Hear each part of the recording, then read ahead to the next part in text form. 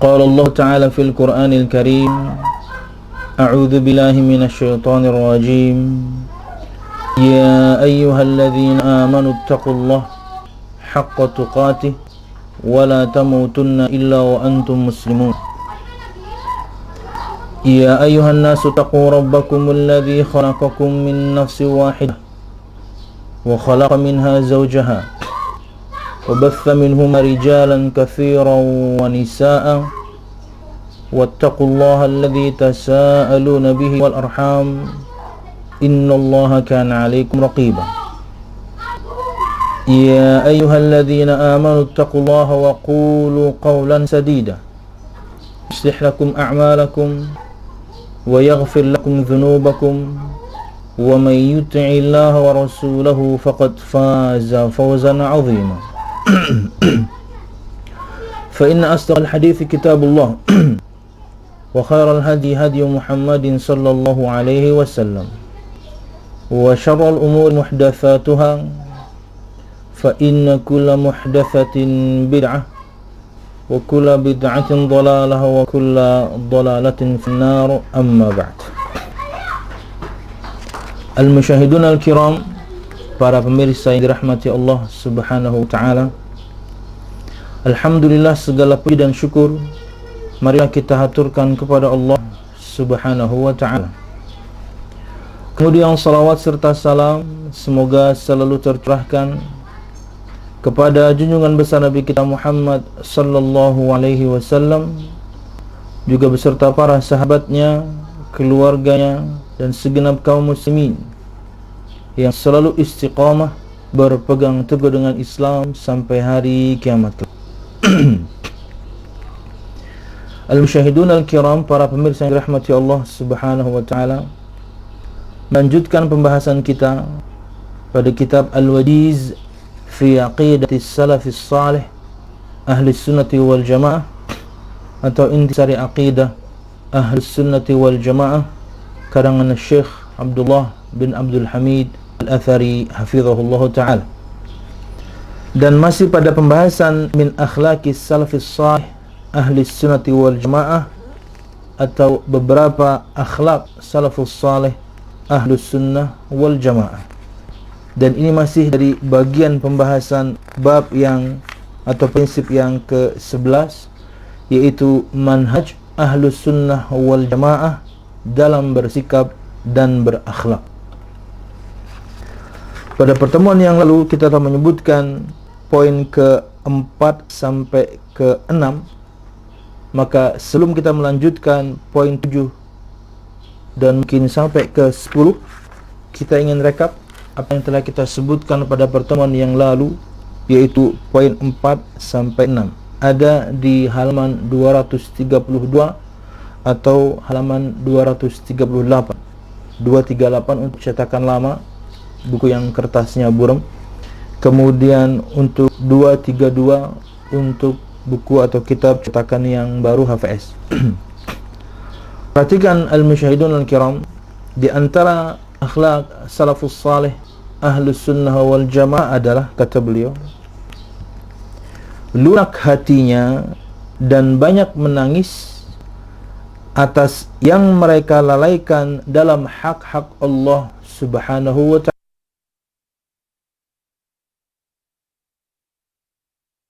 ta'ala, memberikan rahmat kepadanya. Banyak mengambil pelajaran dan memperhatikan urusan kematian. Mereka menangis jika melihat jenazah atau mengingat mati dan sakaratul maut, serta su'ul khatimah atau akhir hayat yang jelek, sehingga meruntuhkan hati mereka. Inilah di antara akhlak salafus salih Ahlus Sunnah wal Jamaah, bahwasanya hati mereka lembut hingga kemudian mudah menangis akan begitu banyak hak Allah Subhanahu wa ta'ala yang mereka lalaikan, perintah yang ditinggalkan, larangan yang malah diterobos. Karena lembutnya hati mereka dan disebabkan karena meninggalkan atau melalaikan hak Allah Subhanahu wa ta'ala untuk ditaati perintahnya, atau ditinggalkan larangannya, mereka menangis. Kenapa? Karena hatinya lembut, bukan orang yang hatinya keras, dan ketika diingatkan bahkan mungkin malah melawan. Kemudian kata Syekh, sehingga dengan demikian mudah-mudahan Allah Subhanahu wa taala memberikan rahmatnya kepadanya. Ya. Dan kita sebutkan beberapa hadis pada pertemuan yang lalu akan keutamaan orang yang menangis akan azab Allah Subhanahu wa taala. Di antaranya kata Nabi Muhammad sallallahu alaihi wasallam, "Ainani la tamassuhuman nar." Ada dua pasang mata yang tidak disentuh api neraka Allah Subhanahu wa taala. Salah satu di antaranya adalah ainun bakat min khasyatillah, mata yang menangis karena takut akan azab Allah Subhanahu wa taala. Dan kemudian juga kita sebutkan faedah yang lain berkaitan dengan sabda Nabi Muhammad SAW tentang keutamaan orang yang menangis karena takut azab Allah Subhanahu wa taala adalah mustahilnya dia masuk neraka Allah Subhanahu wa taala. Sebagaimana sabda Nabi Muhammad SAW yang artinya adalah mustahil masuk neraka orang yang menangis karena takut akan azab Allah Subhanahu wa taala, seperti mustahilnya susu kembali ke ketelnya ketika sudah dituangkan. Keutamaan demi keutamaan untuk orang yang menangis karena takut akan azab Allah Subhanahu wa taala, karena banyak perintahnya dia tinggalkan, karena banyak larangannya malah dia terobos, dan karena lembutnya hati mereka menangis akan hal tersebut hingga Allah Subhanahu wa taala memberikan rahmat kepadanya. Kemudian mereka salafus saleh, di antara akhlak yang mereka miliki adalah banyak mengambil pelajaran dan memperhatikan urusan kematian. Dalam semua hal yang menimpa dia, dia ambil pelajarannya untuk bahan muhasabah, bahan introspeksi. Kenapa ini tertimpa pada saya? Bukan mencaci maki Allah, bukan malah mencaci maki Allah Subhanahu wa taala, An-Nafi' wad-Dhar, yang memberikan manfaat dan juga madarat. Tidak. Dia introspeksi, dia muhasabah. Kenapa kok kemudian saya mendapatkan istri seburuk ini? Kenapa saya mendapatkan suami kok seburuk ini? Tidak kemudian mengatakan bahwanya saya pasti benar, pasangan saya yang salah. Tidak. Tapi dia introspeksi. Jangan-jangan karena saya, jangan-jangan karena saya memang buruk, kemudian saya diberikan pasangan yang juga demikian. Jadi dia mengambil pelajaran selalu. Itu hanya contoh ya, untuk suami istri. Dan kemudian selalu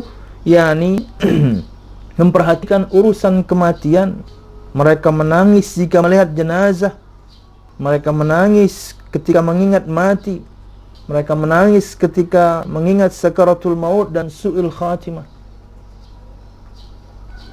Al-musyahidun al-kiram,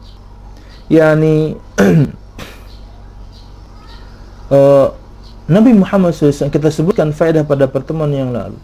Nabi Muhammad SAW menyebutkan sifat kecerdasan versi Nabi Muhammad SAW, yaitu orang yang selalu ingat mati, orang yang mempersiapkan amal yang nanti dia akan temukan faedahnya, manfaatnya ketika dia sudah meninggal. Al-kayyisu man dana nafsahu wa amila lima ba'dal maut. Kata Nabi Muhammad SAW, al-kayyis, orang yang cerdas itu adalah man dana nafsahu, orang yang bisa menundukkan hawa nafsunya hingga kemudian menjalankan ketaatan, menundukkan hawa nafsunya hingga bisa meninggalkan kemaksiatan. Wa amila lima ba'dal maut, dan beramal untuk setelah kematian, beramal yang manfaatnya, faedahnya untuk setelah kematian.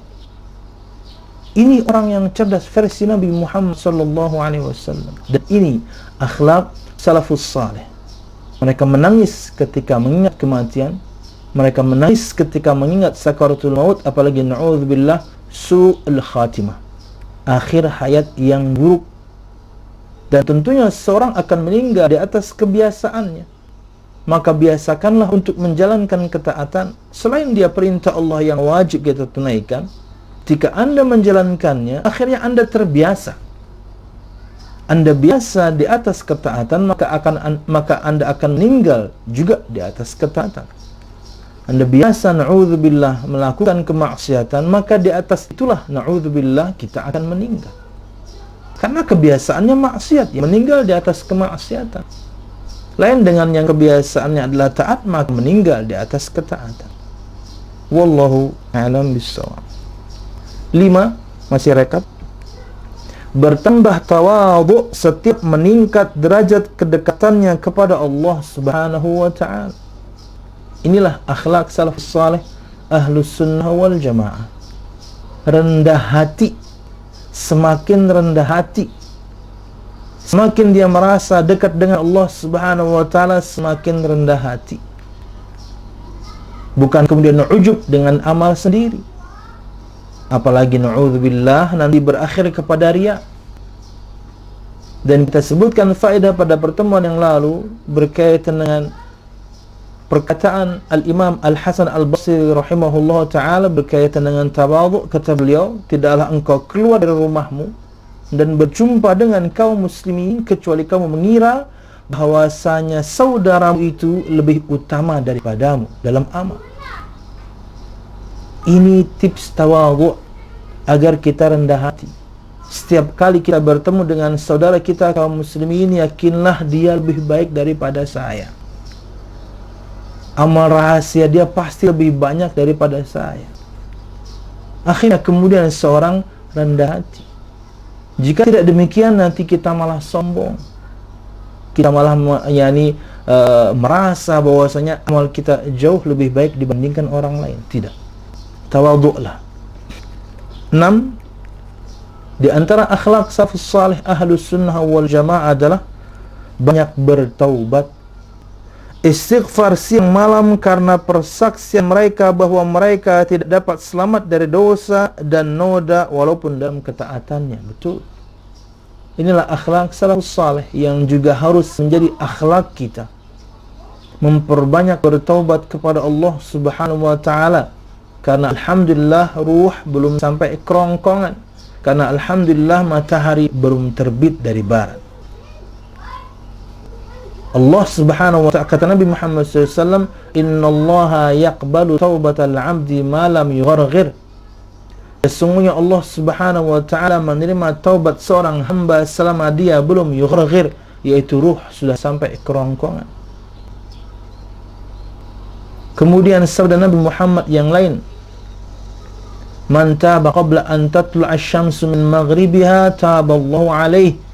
Barang siapa yang bertobat sebelum matahari terbit dari barat, Allah menerima taubatnya. Inilah akhlak salafus salih yang juga harus jadi akhlak kita, yaitu memperbanyak bertaubat kepada Allah Subhanahu wa ta'ala, kembali kepada ketaatan setelah sebelumnya kita bermaksiat kepada Allah Subhanahu wa ta'ala. Kembali kepada ketaatan setelah sebelumnya kita bermaksiat kepada Allah Subhanahu wa ta'ala. Itulah definisi mudah untuk taubat. Taba yatubu, kembali, rujuk, kembali menjalankan ketaatan setelah sebelumnya bermaksiat kepada Allah Subhanahu wa ta'ala. Mereka juga memohon ampunan dari kekurangannya, senantiasa merasa diawasi Allah dalam segala hal. Ya, amal kita sangat kurang, maka harus kita maksimalkan, apalagi khususnya di bulan Ramadan ini. Senantiasa merasa diawasi oleh Allah Subhanahu wa ta'ala dalam segala hal.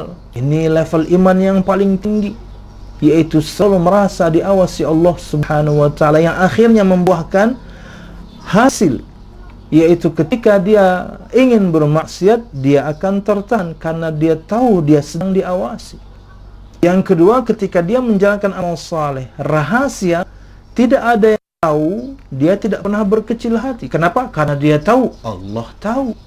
Karena dia tahu Allah selalu mengawasinya. Termasuk semua amal yang rahasia, amal salehnya yang puluhan tahun selama ini jalankan, dia tidak berkecil hati ketika orang lain tidak tahu. Karena yang maha kuasa Allah Subhanahu wa ta'ala tahu. Dan tidak ujub dalam amal perbuatannya, serta benci akan ketenaran. Ini diantara akhlak salafus salih ahlus sunnah wal jamaah yang juga harus menjadi akhlak kita, adalah tidak ujub dengan amal sendiri. bangga dengan amal sendiri. Ustaz, gimana caranya Ustaz supaya tidak ujub? Gampang. Yakinlah bahwasanya banyak orang di luar sana yang lebih dahsyat dibandingkan Anda dalam amalnya, hingga Anda tidak ujub. Oh, saya sudah beramal ini, saya sudah beramal itu, saya banyak beramal ini, saya banyak beramal itu. Hai, orang lain jauh lebih banyak daripada Anda. Yakinlah, ada orang yang jauh lebih dahsyat amal ibadahnya dibandingkan Anda, hingga ketika Anda tahu itu, maka Anda akan tidak ujub dengan diri Anda sendiri, bangga dengan amal sendiri, dan benci akan ketenaran. Karena talbis iblis untuk ketenaran itu sangat berbahaya. Bahkan seorang na'udzubillah bisa saja berkata tanpa ilmu. Kenapa? Karena sudah tenar. Talbisnya luar biasa, tipu dayanya luar biasa oleh iblis untuk orang-orang yang tenar, khususnya para ulama. Sangat mungkin sekali mereka mengatakan sesuatu tanpa ilmu berkaitan dengan agama karena malu, karena sudah tenar. Padahal tidak semua masalah kita faham, tidak semua masalah kita tahu. Ketika perkara yang kita tidak ketahui itu ditanyakan oleh orang, ya kita katakan kita belum tahu, gak usah malu-malu. Daripada Anda mengatakan sesuatu tanpa ilmu, dorongannya adalah karena Anda sudah populer. Itulah bahayanya ketenaran dan kemasyhuran atau popularitas. Bahkan mereka selalu melihat kurang dan lalai dalam ketaatan kepada Allah, apalagi kejelekannya, ya, agar kita selalu mawas diri. Salat saya ini kurang, ibadah saya itu kurang, ibadah saya ini kurang, hingga kemudian kita bisa maksimalkan. Kalau selalu merasa sudah wah, selalu merasa sudah top, na'udzubillah, ini berbahaya. Wallahu a'lam bishawab. Oke, itu yang kita sebutkan pada pertemuan yang lalu. Masuk pada bahasan berikutnya, yaitu yang ketujuh. Kata Syekh Abdullah bin Abdul Hamid Al-Athari hafizahullah ta'ala, syiddatu tadqiqihim fit taqwa wa 'adamu da'wa ahadun minhum annahu muttaqin wa kathratu khawfihim min Allah 'azza wa jal. Syiddatu khawfihim min al-khatimati as-sayyi'ah wa 'adami ghaflatihim 'an dhikrillah wa hawani dunya indahum wa shiddatu rafdihim laha wa 'adami al-i'tina'i bi bina'i ad-dawri illa maqtasara minha 'ala ma yadfa'ul haja wa min ghairi zakhrafah. Qala an-nabiy sallallahu alaihi wasallam, wallahi mad dunya fil akhirati illa mithlu ma yaj'alu ahadukum isbi'ahu hadhihi fil yam falyanzuru bima tarji'.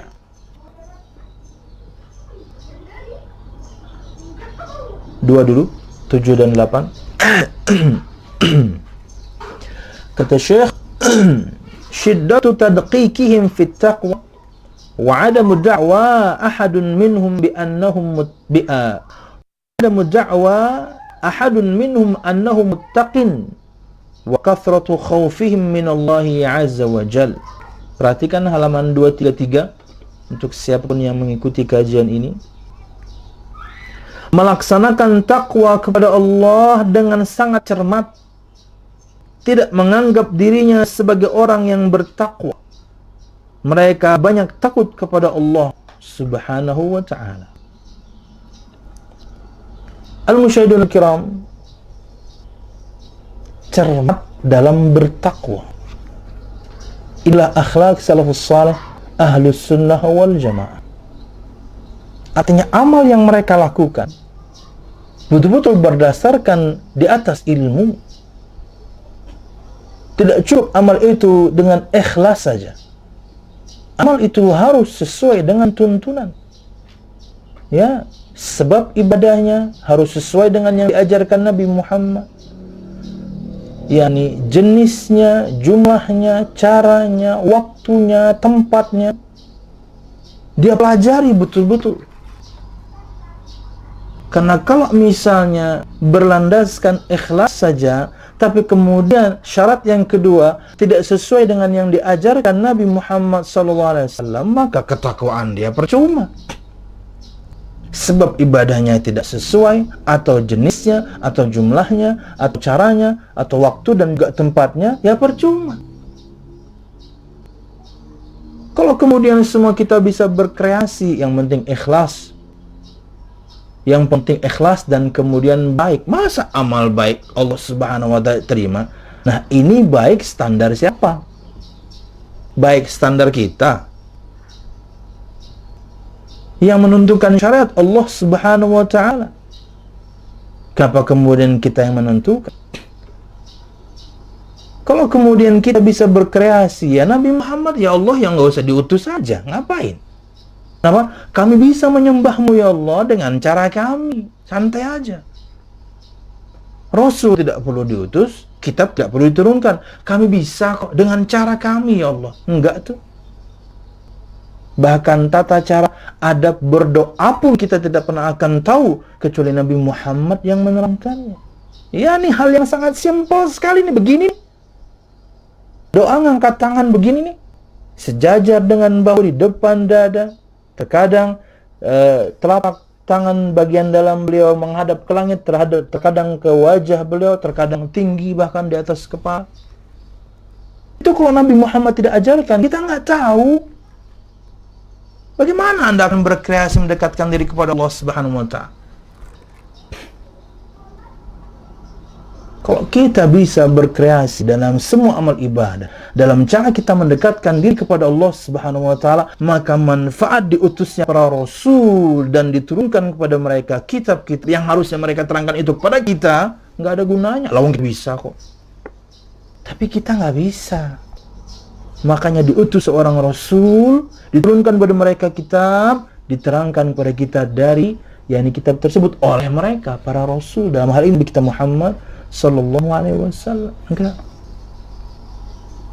Inilah akhlak salafus saleh ahlus sunnah wal jamaah. Tadqiq, daqiq. Mereka sangat teliti, mereka sangat cermat dalam ketakwaan mereka kepada Allah Subhanahu wa ta'ala.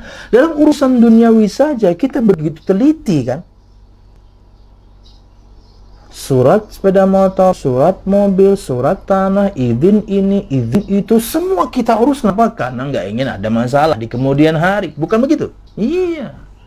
Semuanya kita urus. Kenapa? Karena tidak ingin bermasalah di kemudian hari. Urusan dunia Anda begitu teliti. Urusan dunia Anda begitu cermat. Karena tidak ingin dapat masalah. Urusan agama kenapa cuma ikut-ikutan? Urusan agama kenapa cuma yang penting diamalkan orang banyak? Urusan agama kenapa yang penting baik Allah pasti terima? Kata siapa? Untuk apa Nabi Muhammad diutus kalau begitu? Harus sesuai. Ikhlas saja tidak cukup. Amalan itu ikhlas saja tidak cukup. Kata Fudail bin Iyad rahimahullah ta'ala ketika menafsirkan firman Allah Subhanahu wa ta'ala, huwa alladhi khalaqal mauta wal hayata liyabluwakum ayyukum ahsanu amala. Tabarak ayat 2. Dialah Allah Subhanahu wa ta'ala yang menciptakan kematian dan kehidupan agar ia Allah Subhanahu wa ta'ala menguji kalian. Siapa di antara kalian yang ahsanu amala, yang lebih baik amalnya? Apa kata beliau? Akhlasahu wa aswabahu. Siapakah di antara kalian yang ikhlas dan benar? Jadi amal yang baik dalam firman Allah tersebut ikhlas dan benar. Kata beliau, jika ikhlas saja tapi tidak benar sesuai tuntunan, percuma. Benar tuntunannya, tepat tuntunannya, sesuai yang diajarkan Nabi Muhammad SAW, tapi tidak ikhlas, ria, percuma juga. Dua-duanya harus lengkap. Itulah kecermatan, itulah ketelitian. Tadqiqum fi taqwa, syiddatu tadqiqihim fi taqwa. Begitu atau sangat telitinya mereka dalam hal ketakwaan. Wallahu a'lam bishawab. Maka kita juga harus memiliki akhlak ini, harus teliti kita, harus cermat kita dalam ketaatan kita kepada Allah Subhanahu wa taala agar kita mengamalkan satu amalan dan kemudian tidak sia-sia. Wallahu a'lam bishawab. Wa 'adamu da'wa ahadun minhum annahum muttaqin. Tidak menganggap dirinya sebagai orang yang bertakwa. Ini karena dia berusaha selalu untuk mendekatkan diri pada Allah dengan ketakwaan, menjadikan tameng antara dirinya dan azab Allah Subhanahu wa taala dengan melakukan perintah dan meninggalkan larangan. Tapi tidak semua perintah kan kemudian maksimal kita lakukan. Tidak semua larangan kan kemudian semuanya bisa kita tinggalkan. Banyak kesalahan sana sini, banyak dosa sana sini, makanya kemudian kita banyak bertobat. Tapi akhirnya menjadikan orang tersebut tidak kemudian mengatakan, saya orang bertakwa. Enggak. Kita hanya berusaha menjalankan ketaatan kepada Allah Subhanahu wa taala dengan takwa. Wallahu a'lam bishawab. Berusahalah selalu untuk mendekatkan diri kepada Allah Subhanahu wa taala dengan ketakwaan semaksimal yang bisa kita lakukan. Dengan semua daya upaya kita, kemudian kita berusaha dengannya menjalankan semua kewajiban pun tidak bisa sempurna. Jadi yang jelas-jelas wajib saja terkadang kita belum bisa sempurna. Maka jangan habiskan semua waktu Anda, harta Anda, apalagi waktu, harta, apalagi tenaga untuk satu amalan yang bahkan tidak diajarkan Nabi Muhammad sallallahu alaihi wasallam. Habiskan power Anda untuk yang betul-betul sesuai dengan tuntunan. Itu pun Anda tidak bisa maksimal. Kenapa Anda habiskan harta, waktu, tenaga untuk satu perkara yang tidak mendatangkan manfaat di akhirat kelak? Bahkan na'udzubillah, murka Allah yang akan turun kepada kita karena kita beragama sesuai dengan yang kita mau, sesuai dengan hawa nafsu kita jalankan. Tidak sesuai, entar dulu. Tidak begitu. Wallahu a'lam bishawab. Mereka banyak takut kepada Allah Subhanahu wa ta'ala. Inilah akhlak salafus salih, ahlus sunnah wal jamaah, yang juga harus menjadi akhlak kita. 8. Syiddatu khawfihim minal khatimati sayyi'ah wa adamu ghaflatihim an dzikrillah wa hawanid dunya indahum wa syiddatu rafdihim laha wa adamul i'tina'i bi bina'id dawri illa maqtasara minha ala ma yadfa'u hajah min ghairi zakhrafah. Di antara akhlak salafus salih ahlus sunnah wal jamaah adalah sangat takut dari su'ul khatimah, akhir yang buruk, akhir hayat yang buruk. Salafus salih ahlus sunnah wal jamaah, ini akhlak mereka. Ini juga yang harus menjadi akhlak kita. Takut kalau meninggal dengan akhir yang buruk. Apa itu? Ya di atas kemaksiatan atau na'udzubillah sedang bermaksiat. Dan itu tidak terjadi kecuali memang Anda terbiasa bermaksiat.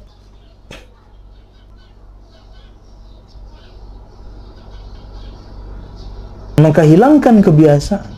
Walaupun betul semua kita tahu kita mesti punya satu dosa yang sering kita ulang-ulang sendiri. Nggak ada yang tahu, tapi kita tahu. Ma minkum min ahadin illa walahu dzambun ya'tadu kama qala sallallahu. Tidak ada seorang pun di antara kalian kecuali dia pasti punya satu dosa ya'tadu yang dia biasa ulang-ulang, yang dia sudah terbiasa dengannya. Maka harus takut kita akan su'il khatimah karena kita terbiasa berdosa, dosa rahasia, di mana tidak ada orang lain yang tahu dan kita ulang-ulang ketika bersendirian. Takut kita meninggal dan kita sedang menjalankan dosa itu. Inilah akhlak salafus salih, ahlus sunnah wal jamaah. Dan juga harus menjadi akhlak kita takut akan su'ul khatimah. Semua kita tidak aman Ya, tidak ada yang bisa mengatakan saya aman dengan iman saya kecuali Nabi Muhammad. Semua kita masih terancam. Target jangka panjang iblis, semua kita masuk neraka. Ini hasad level iblis. Hasad level 1 itu mengharapkan nikmat orang lain hilang. Iblis tidak mengharapkan nikmat Nabi Adam hilang. Hasad level 2 mengharapkan nikmat orang lain hilang dan pindah ke dia. Iblis tidak mengharapkan nikmat Nabi Adam hilang dan pindah ke dia. Hasad level 3 menghendaki orang lain sengsara seperti dia. Itu yang iblis mau. Bukan cuma Nabi Adam sengsara kayak dia di neraka. Nabi Adam dan semua umat manusia keturunannya yuk sama saya di neraka. Ini target jangka panjang iblis. Semua kita masih terancam.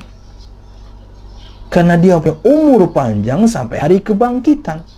Dia akan berusaha terus dengan semua tentaranya untuk menyesatkan semua kita.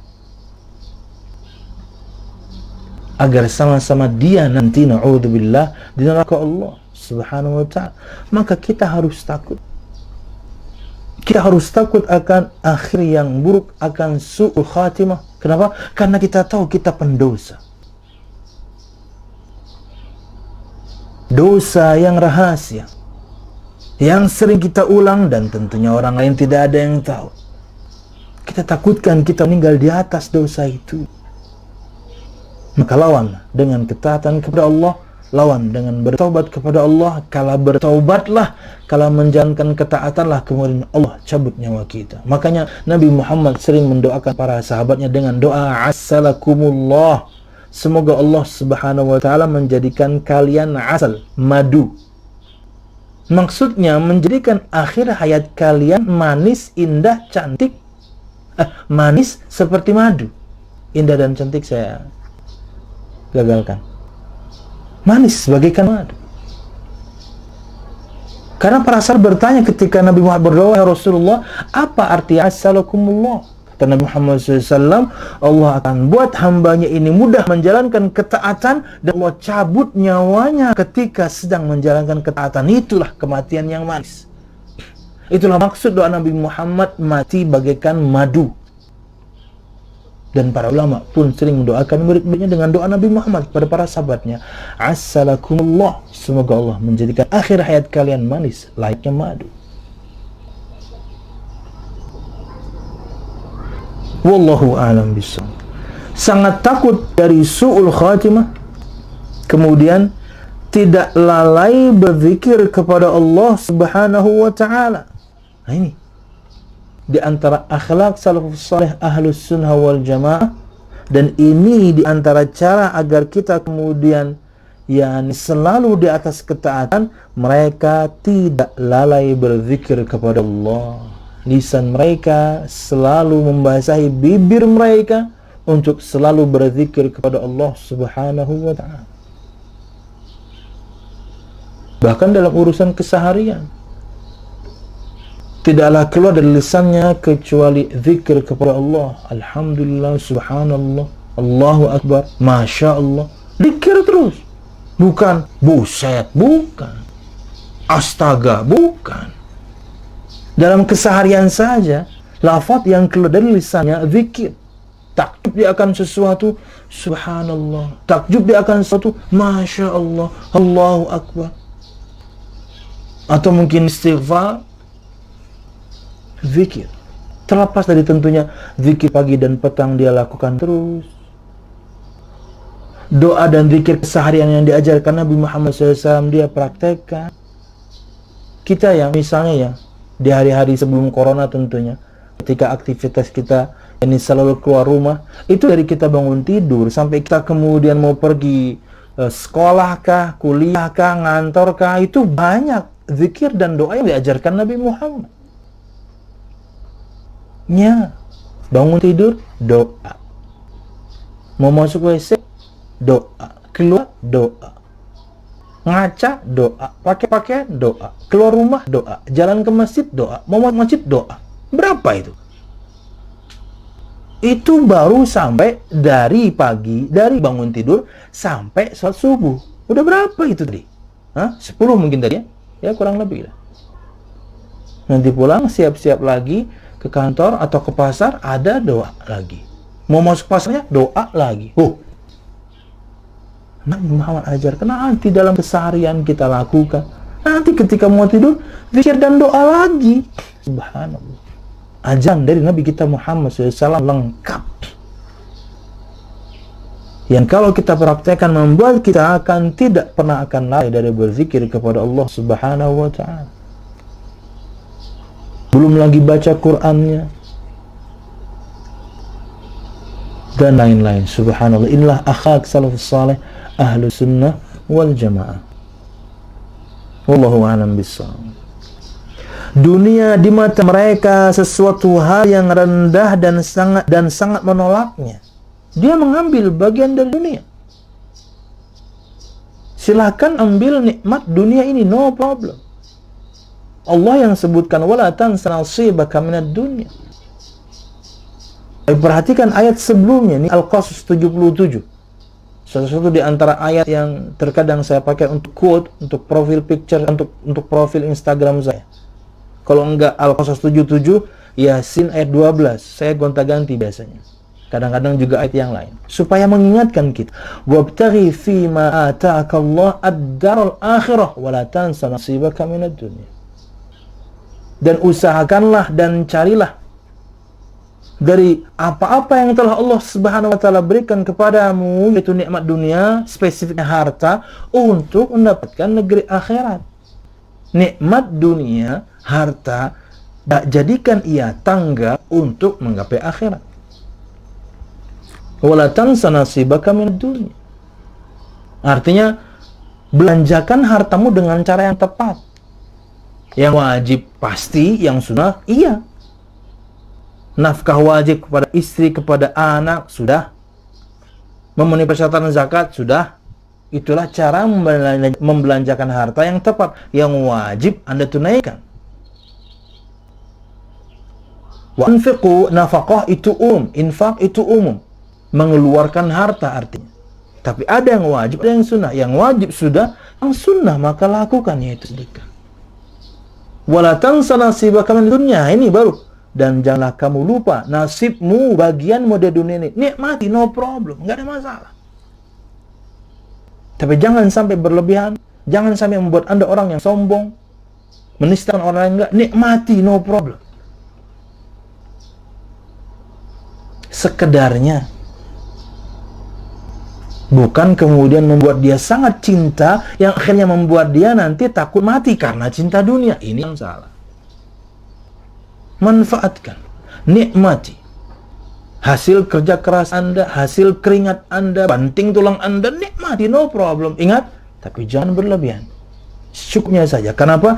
Akhlak salafus saleh, dunia di mata mereka selalu hal yang rendah. Ya. Tujuan mereka akhirat. Harta dia belanjakan untuk mendapatkan akhirat. Dia nikmati sekedarnya.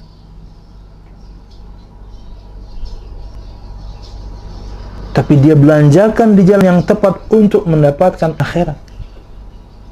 Inilah akhlak salafus salih ahlus sunnah wal jamaah.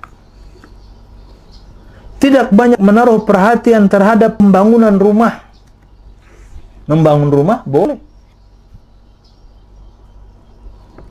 kecuali jika diperlukan, tanpa dihiasi yang berlebihan. Artinya boleh.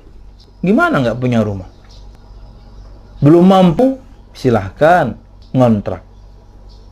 Belum mampu, silahkan nyewa dulu, ngontrak dulu. Sudah mampu, silahkan bikin. Silahkan bikin sesuai dengan kebutuhan. Anda perlu memiliki 3 kamar, silahkan bikin 3. Kenapa? Anda perlu.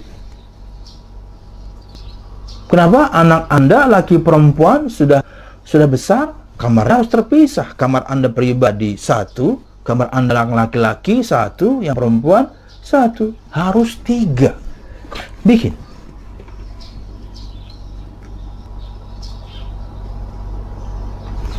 Tidak berlebihan. Artinya secukupnya. Wallahu a'lam bishawab. Bukan kemudian rumah yang sangat luas, bertingkat-tingkat, kadang nggak butuh. Betul, sabda Nabi Muhammad SAW, di antara nikmat dunia itu rumah yang luas. Betul. Tapi ingat, bukan sangat luas sekali hingga kemudian gak ada manfaatnya. Nyaman. Yang penting nyaman. Anda punya ruang tamu, Anda punya ruang keluarga, Anda punya ruang makan, Anda punya kamar, cukup.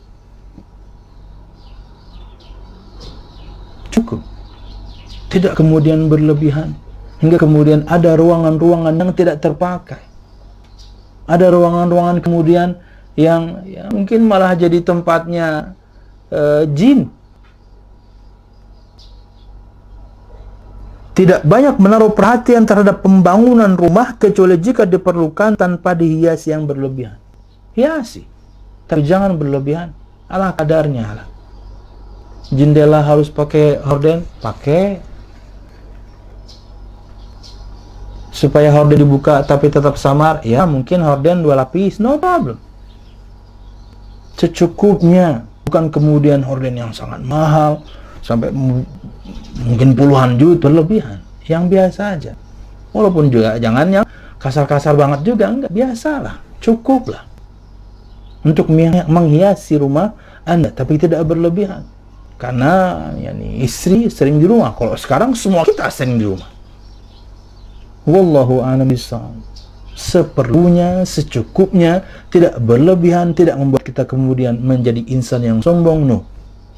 Ambil nikmat dunia, tapi jangan berlebihan. Wallahu a'lam bishawab. Nabi Muhammad sallallahu alaihi wasallam bersabda,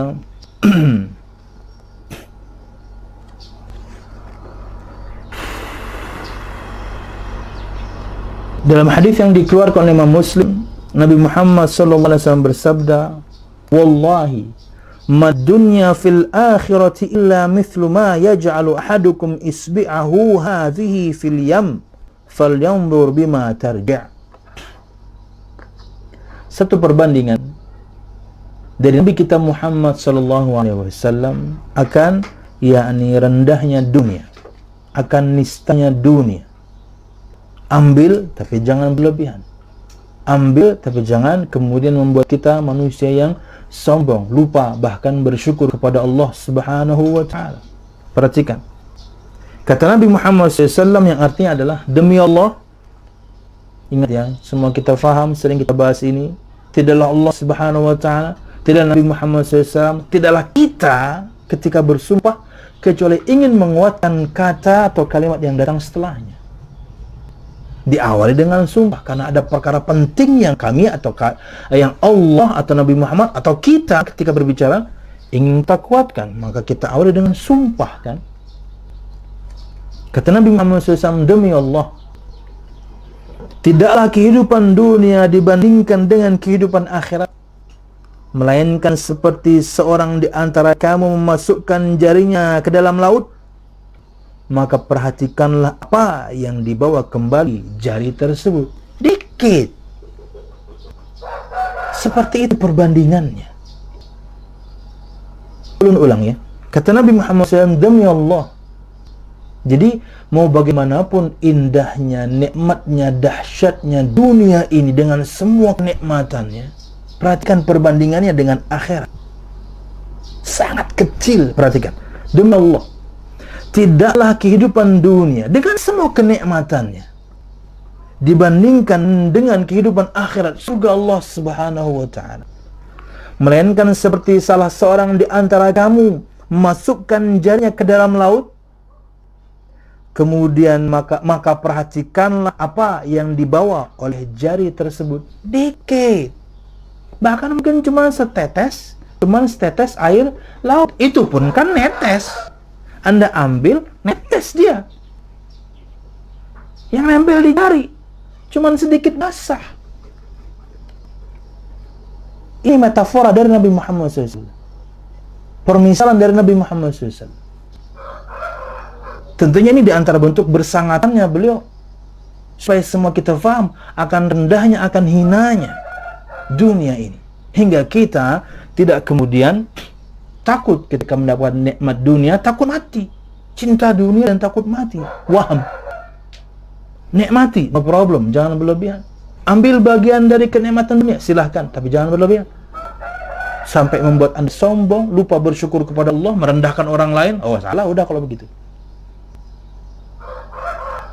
Seperti ketika kalian masukkan jari kalian ke lautan, kalian tarik kembali. Seperti itulah yakni kenikmatan dunia dibandingkan akhirat. Sangat sedikit, sangat kecil. Sisa bahasa doang jari kita ini. Karena yang netes tadi udah netes, balik lagi. Masya Allah. Wallahu a'lam bishawab. Di hadis qudsi yang lain, permisalan yang sama juga pernah Allah sebutkan untuk menerangkan hal yang lain. Di antaranya menerangkan begitu kayanya Allah Subhanahu wa taala. Kata Allah Subhanahu wa taala dalam hadis qudsi, dan saya tidak salah ada di Arba'in Nawawi hadis nomor 24.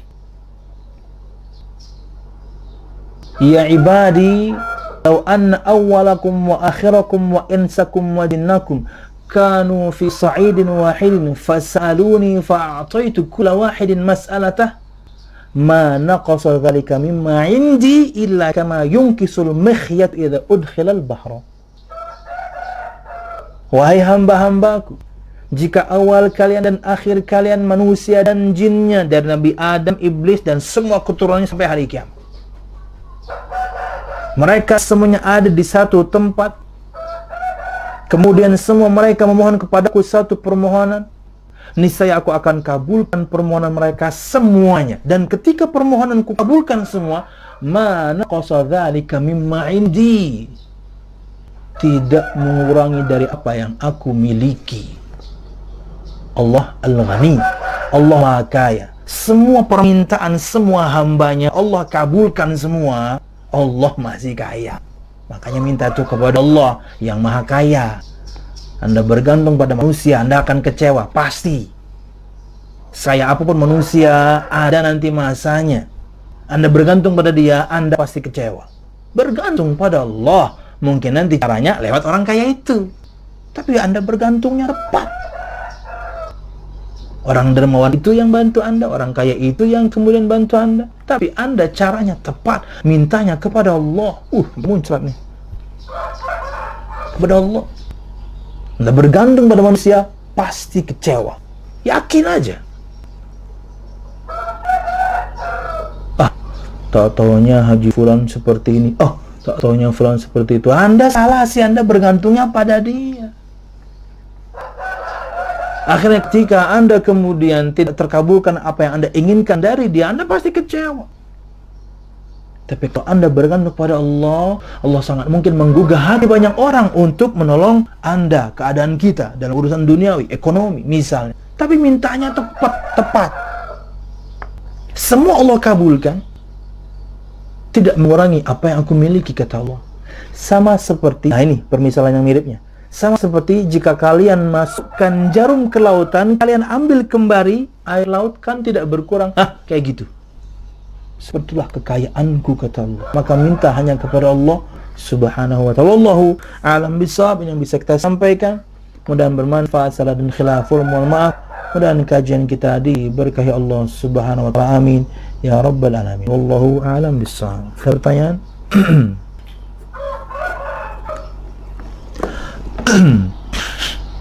Banyak ya. Assalamualaikum Ustaz. Waalaikumsalam. Mau tanya Ustaz, siap. Bila kita mengerjakan salat sunnah witir hanya 1 rakaat, apakah duduk tahiyat akhirnya tawarruk atau iftirash? Boleh dua-duanya sebenarnya, karena ia adalah tahiyat akhir. Boleh dua-duanya. Anda ingin iftirash tegap, boleh. Anda ingin tawarruk, bahasa Banjarnya telempoh, no problem. Ya. Lakukan sekali ini dan di waktu yang lain itu. Walaupun untuk saya pribadi, untuk kasus yang seperti ini, maka saya akan tegap. Tapi boleh, dua-duanya boleh. Ya. Wallahu a'lam bishawab. Kemudian, kalau misalnya ada satu perkara dari Nabi Muhammad dan disebutkan di beberapa riwayat beliau melakukan ini dan itu, maka Anda pun lakukan hal yang sama, kata Syekh Al-Utsaimin. maka jalankan sunnah ini satu kali, di kali yang lain sunnah yang itu lakukan. Wallahu a'lam. Assalamualaikum Ustaz. Waalaikumsalam. Apakah menangis itu membatalkan puasa? Ini sama dengan pertanyaan pekan lalu. Apakah menangis membatalkan puasa? Tidak batal. Tidak batal. Wallahu a'lam. Kecuali Anda nangis habis itu Anda minum, batal itu. Menangis tidak membatalkan puasa. Karena terkadang orang di sholat zuhurnya, sholat asarnya, atau mungkin setelah sholat subuhnya dia menangis karena dosa. Bercucuran air matanya karena dosa. Nah, kalau airnya banyak tuh, kemudian ke mulut dan Anda telan, itu baru batal itu. Itu mungkin maksudnya. Tapi kalau menangis ya tentunya tidak. Wallahu a'lam bishawab. Barakallahu fiikum. Pertanyaan ketiga, Ustaz izin bertanya. Tidak saya izinkan. Oke, kita izinkan ya. Di subhanallah, sebagian teman-teman itu ya, bukan sebagian, rata-rata teman-temannya, karena sudah belajar, sering ngaji, adabnya itu luar biasa. Saya sangat menghormati semua teman-teman. Mau nanya tuh izin, ngomong. Kadang-kadang juga nggak terlalu malam. Ustadz, afwan mengganggu malam antum, boleh nggak bertanya? Padahal kan tinggal tanya aja, mungkin insya Allah saya jawab. Tapi dia izin dulu. Oh, barakallahu fikum. Luar biasa. Anda tahu timing, ini malam. Padahal nggak terlalu malam, mungkin baru habis Isya, masih melek dong. Afwan Ustadz, mengganggu, boleh nggak bertanya? Boleh, silahkan. Di sini tuh juga nyaman gitu loh. Kenapa? Antum punya adab yang luar biasa. Tapi sebaliknya ada, tapi sangat kecil ya, nggak sampai 1% lah ya, ada, tapi ya nggak sampai 1%-nya. Langsung nanya, nomornya baru masuk, tidak memperkenalkan diri, kadang bahkan tidak salam. Ustadz, apa hukumnya? Mantap. Tapi tetap saya jawab, nggak ada masalah. Walaupun terkadang saya ingatkan, afan akhi, terkadang sebagian nomor nggak ada namanya kan. Ketika kita cek nomornya pun nggak namanya. Afan antum ikhwan apa akhwat? Antum siapa? Afwan Ustaz. Nah, kalau kadang-kadang orang lupa, mungkin karena mereka perlu cepat, jadi langsung nanya. Kadang-kadang salamlah dulu. Assalamualaikum Ustaz, saya fulan, saya ingin bertanya.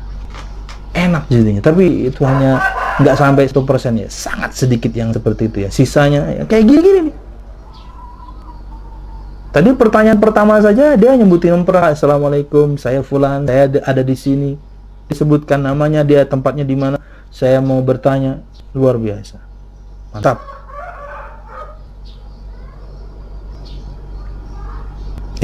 Kok hilang nih?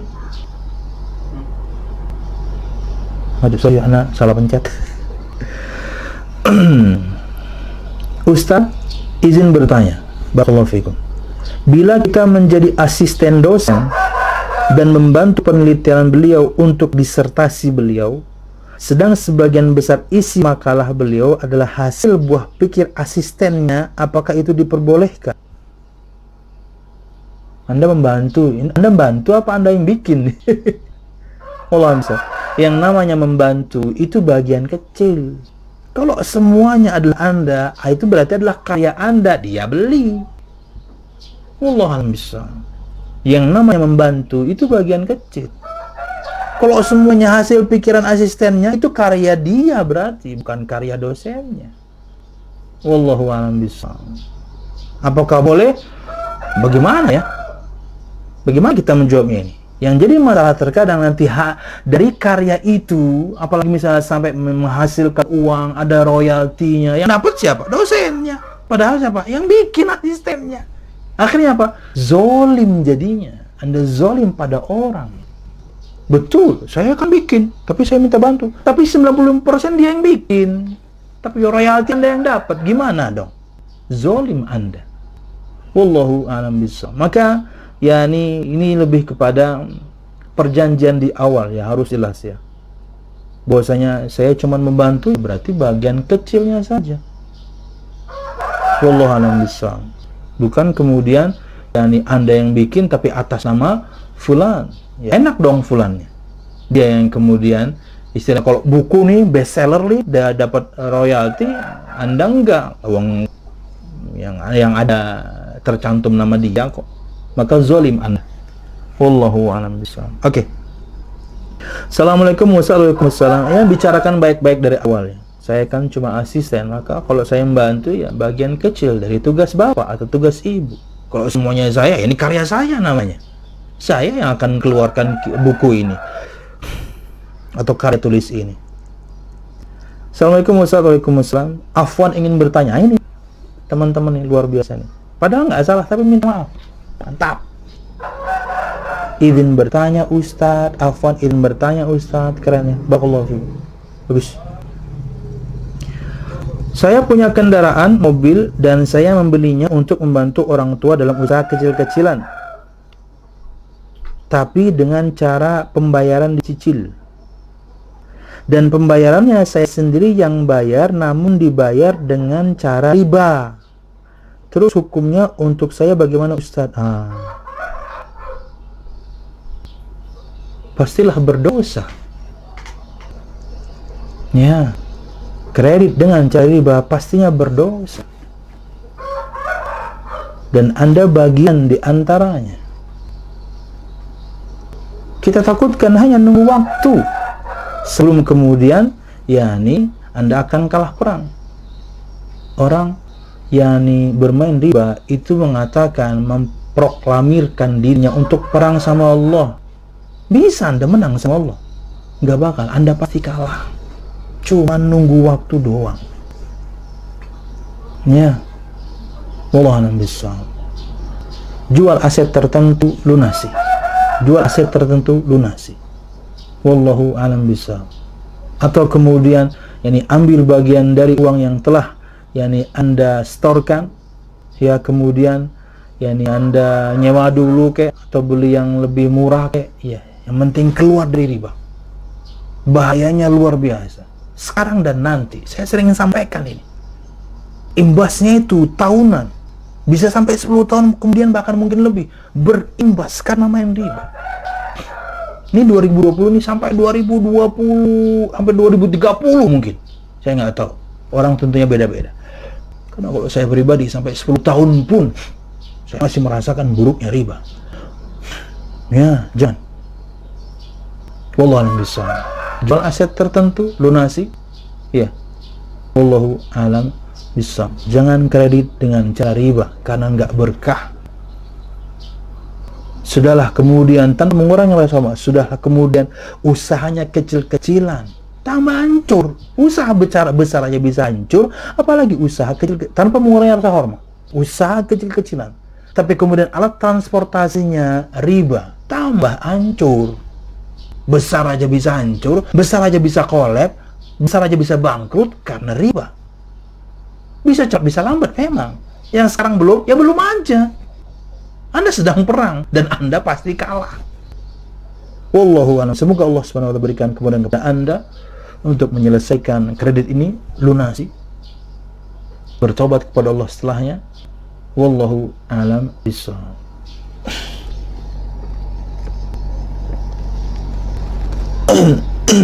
Barakallahu fikum.